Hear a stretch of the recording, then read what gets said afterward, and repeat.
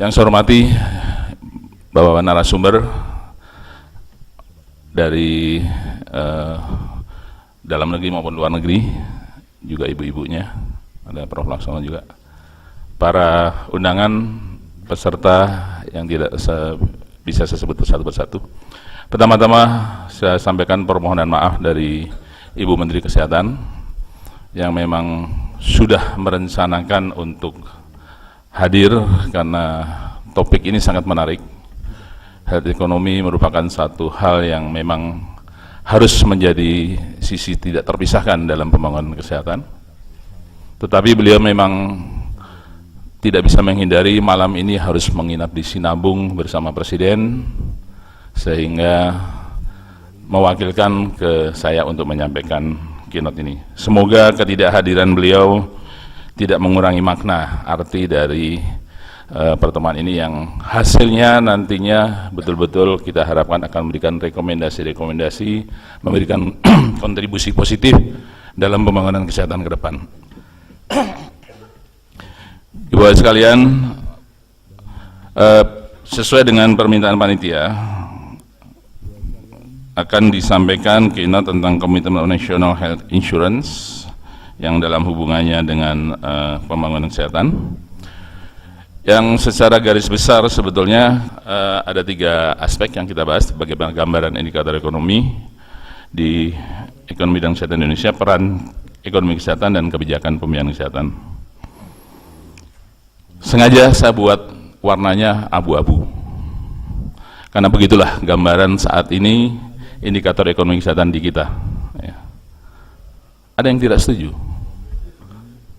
Setuju ternyata hanya sedikit sekali. Yang sebagian besar setuju sekali begitu. Kita lihat dari bagaimana belanja kesehatan, ini pun angkanya sebetulnya tidak kita yakini apakah betul atau tidak, karena berbicara menghitung National Health Account misalnya, kita masih terkendala dengan berbagai sumber-sumber pembiayaan pembelanjaan yang belum mampu kita update, terutama di sektor swasta. Bahkan di berbagai kementerian pun kita belum sepenuhnya tahu.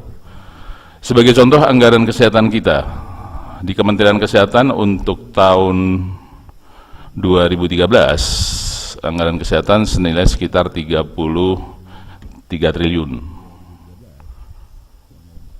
Di antaranya 8 triliunnya untuk belanja sosial, bansos untuk Jamkesmas. Dan tahun 2014 mengalami kenaikan yang cukup signifikan menjadi 46 triliun. Signifikan dalam tanda petik, karena di dalamnya yang semula belanja untuk menjamin kesehatan bagi miskin dan tidak mampu hanya 8 triliun menjadi 19,93 triliun. Artinya di satu sisi belanja untuk menjamin kesehatan bagi miskin dan tidak mampu sedemikian naik luar biasa, tetapi kalau kita lihat nilai totalnya, anggaran untuk Kemenkes justru turun. Sementara harusnya anggaran itu untuk mendukung berbagai upaya kesehatan masyarakat dan juga memenuhi supply di side dari mendukung kegiatan SSN ini. Ini salah satunya. Di luar itu ternyata masih ada belanja-belanja kesehatan dari kementerian lain yang jujur harus kita akui belum sepenuhnya link dengan program-program di konsep kesehatan nasional. Yang ini pelan-pelan sedang kita perbaiki. Demikian juga tidak terpantau belanja-belanja yang dilakukan oleh masyarakat. Kalau kita lihat perjalanan 8 tahun, relatif tidak ada kenaikan dan fluktuasinya hanya antara 2, sekian, 78 sampai 3. Jadi artinya relatif tidak ada perbaikan yang bermakna dari data yang ada. Mohon maaf, datanya baru sampai 2011. Ini juga salah satu kelemahan kita, terus jujur harus kita akui. Kita masih lemah dalam sistem informasi. Kita masih lemah dalam pengumpulan data-data yang akurat. Sehingga ini juga yang sedang menjadi komitmen kita bersama kementerian terkait untuk membangun e-health Pak Laksono banyak membantu dalam hal ini, yang diharapkan ke depan akan makin akurat berbagai data-data terutama yang ada di daerah. Kalau dilihat dibandingkan antara belanja pemerintah dengan publik ternyata lebih besar, dan dari beberapa data ternyata cukup banyak juga yang out of pocket, masih cukup tinggi. Ada kecenderungan naik dari belanja pemerintah, tapi di private turun. Sekali lagi kita perlu mengkaji lagi validitas data ini, apakah betul-betul seluruh variabel yang terkait sudah masuk, karena kesulitannya mencari sumber data. Dibandingkan beberapa negara, kembali lagi seperti tadi, masih abu-abu kita, masih kalah dengan tentara kita, dengan beberapa negara yang lain, bahkan kalah belanja dari negara yang terbaru, yang bekas negara kita, Timor Leste. Sangat ironis, walaupun undang-undang sudah mengatakan 5%, tetapi masih seputar 3%. Komitmen pemerintah saat ini sebetulnya sudah bagus, terbukti dengan program JKN yang ada, tetapi moga-moga pemerintah yang akan datang lebih bagus lagi dalam memperhatikan program-program kesehatan. Demikian indikator-indikator ini juga saya tidak harus banyak cerita, terlalu banyak cerita yang ini nanti makin menyedihkan. Artinya bahwa masih sedemikian banyak tantangan kita. Kita tidak usah malu mengakui ini. Dan disinilah peran dari ekonomi kesehatan yang betul-betul mampu mengkaji, menggali berbagai masalahan, kemudian mencari solusinya, sehingga betul-betul secara komprehensif dari berbagai aspek kita bisa pelan-pelan mengurai benang-benang yang kusut, mengurai titik-titik yang kritis untuk ke depan secara optimis. Tadi pun Pak Hasbullah dalam kacamata optimis, tadi duduknya bukan dalam kacamata LSM, di sini tadi berdiri.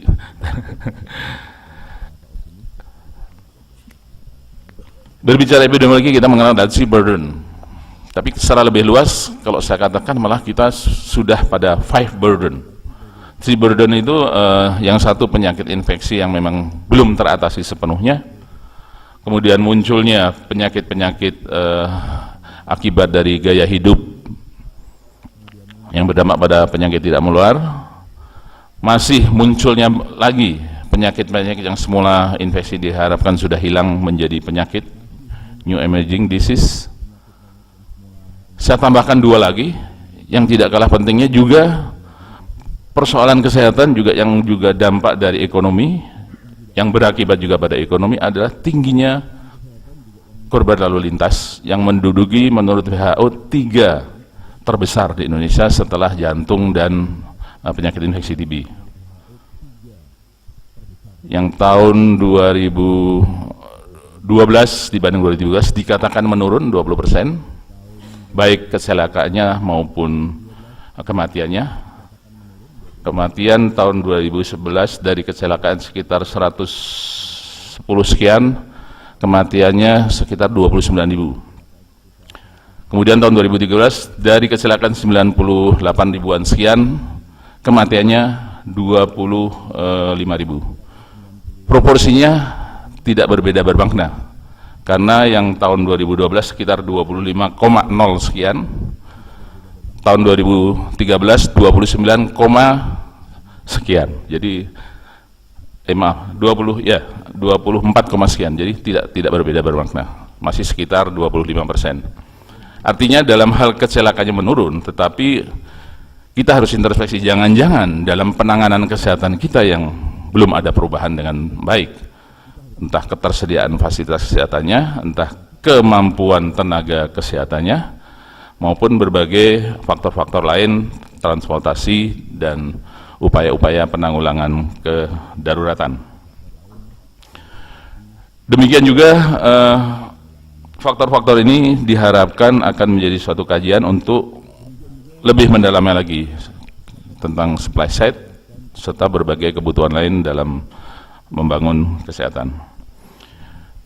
Berbicara tentang pembiayaan, yang tadi sudah disinggung, antara 2,8 sampai 3%, konsisten kurang.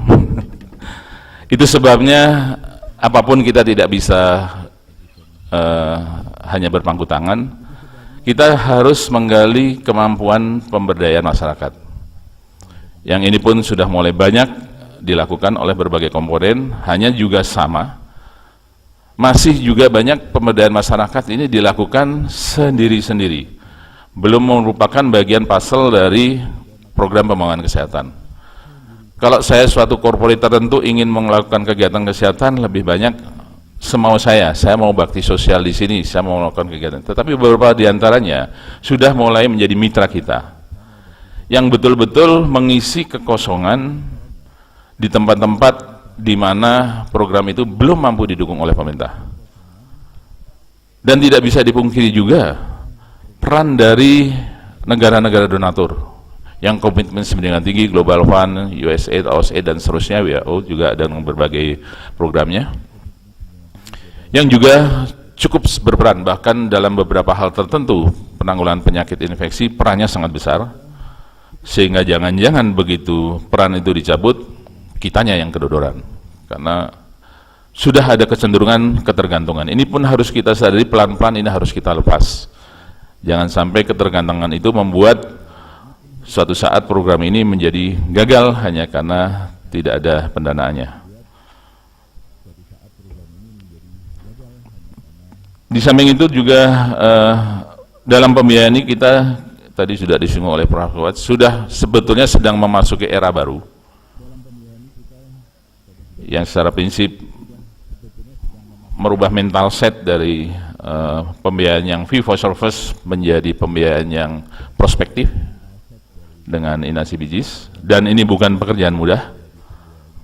Terbukti pada awal-awal ini hampir setiap hari dipenuhi dengan berbagai komplain, dan ini memang merupakan suatu aluang baru, bukan semudah membalik tangan. Jadi berbagai komplain dan berbagai keluhan itu menjadi tantangan besar buat kita semua sebetulnya, bukan hanya pemerintah, untuk sama-sama secara positif memperbaiki. Kalau kita ingat tidak yang sebesar ini, program yang kecil saja yang lalu jam persal, pada awalnya berbagai tantangan, apapun inilah sesuatu yang natural. Setiap perubahan, prinsip dari manajemen perubahan, setiap perubahan selalu ada yang merasa terganggu comfort zone-nya, sehingga sebagus apapun program itu, apalagi kalau jelek, sebagus apapun program itu pasti ada kelompok-kelompok tertentu yang menyikapinya tidak secara positif tetapi negatif, apalagi kelompok-kelompok yang merasa dirugikan akibat dari perubahan. Jam persal demikian juga. Apa yang terjadi? Baru berjalan 2 tahun, konsekuensi dari undang-undang bahwa pemerintah hanya menjamin yang miskin dan tidak mampu. Sementara jam persal, jam peltas, dia menjamin semua penduduk, baik miskin dan tidak mampu maupun yang kaya, asal mau di kelas 3. Kalau itu tetap dilakukan pada 1 Januari, maka melanggar undang-undang, sehingga tidak ada pilihan bahwa karena persalinan sudah masuk dalam cakupan jaminan kesehatan nasional, talasemia sudah masuk, dan dengan juga yang lain, maka otomatis dia masuk dalam skema JKN dan dijamin. Yang terjadi kemudian muncul komplain dari berbagai pihak yang ternyata merasa ujung-ujungnya mengakui dengan sendirinya bahwa jam persal itu ternyata menguntungkan buat beberapa orang tertentu, sehingga protes sampai ke presiden.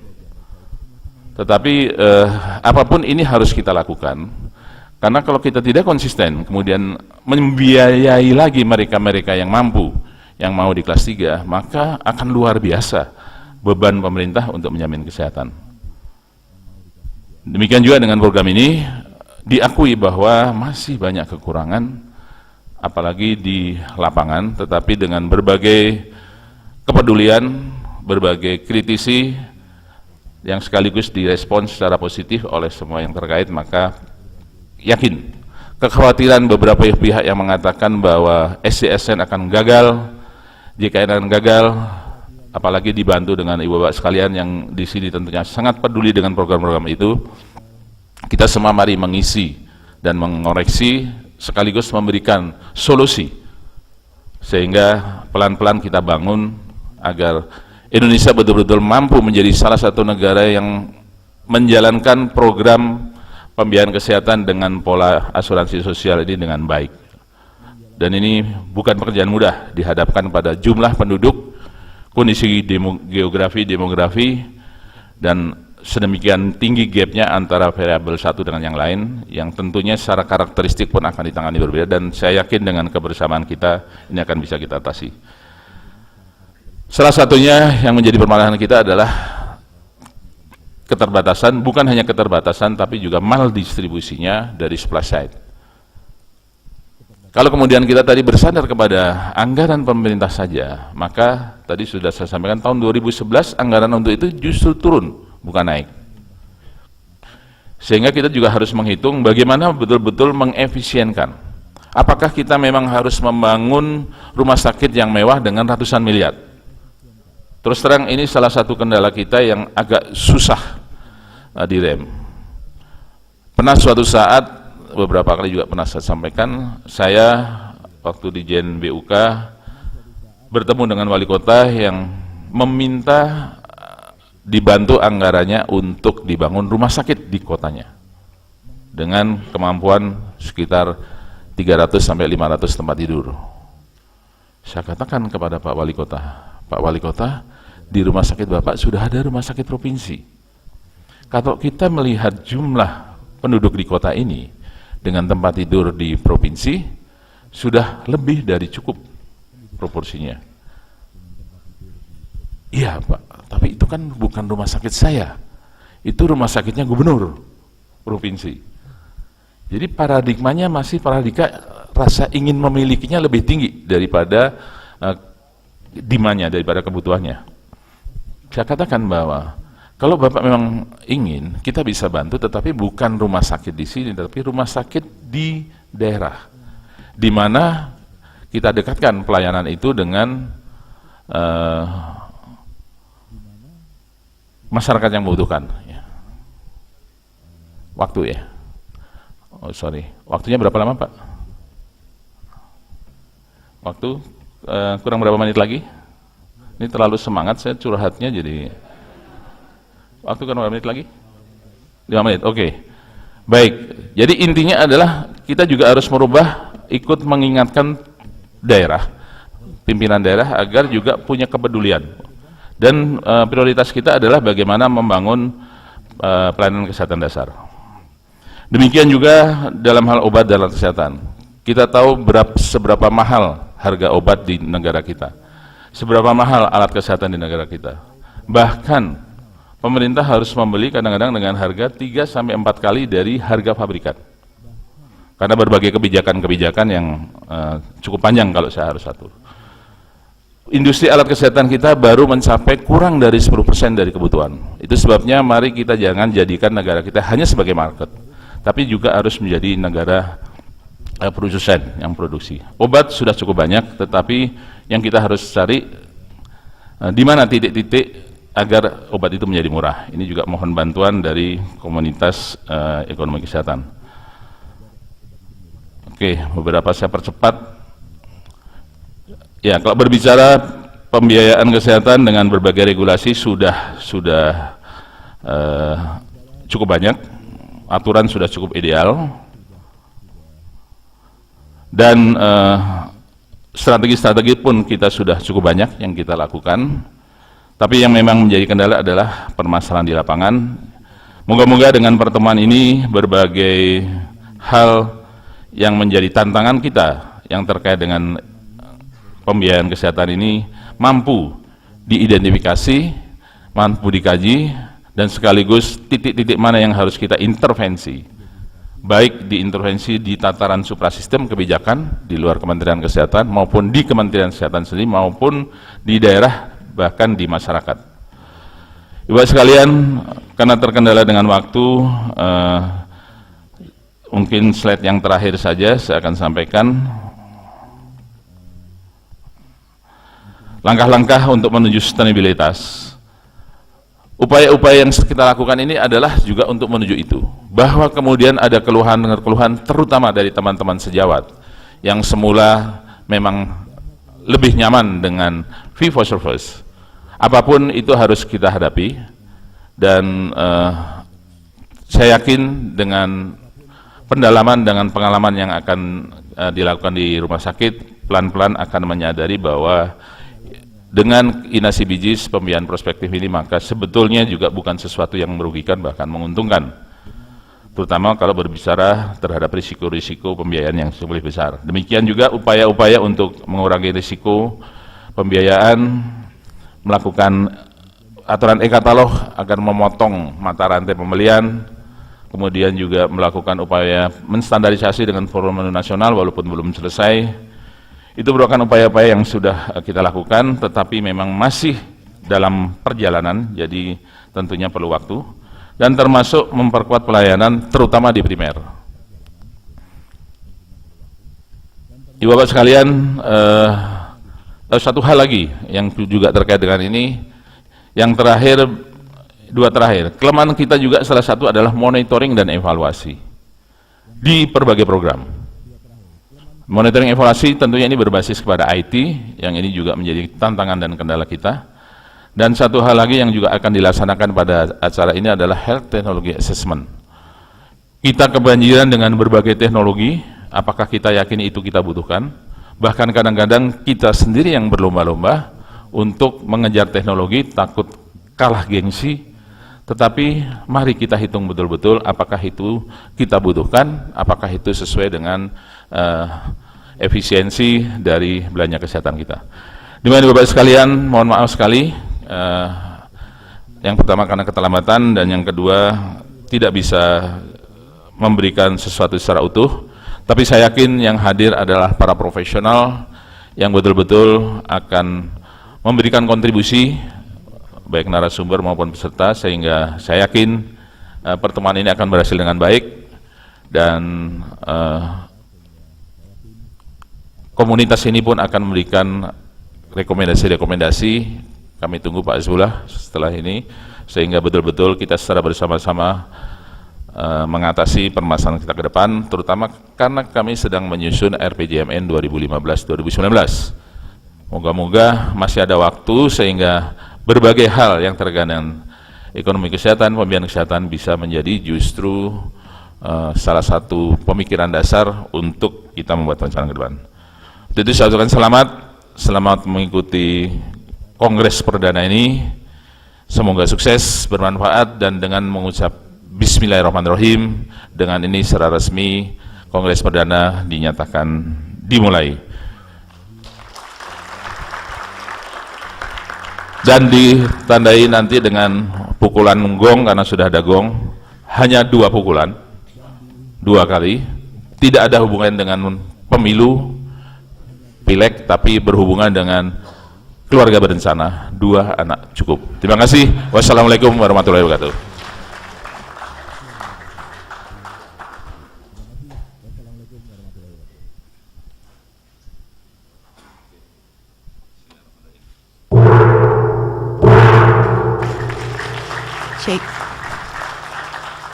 Dengan ini Kongres Perdana INAHEA resmi dibuka.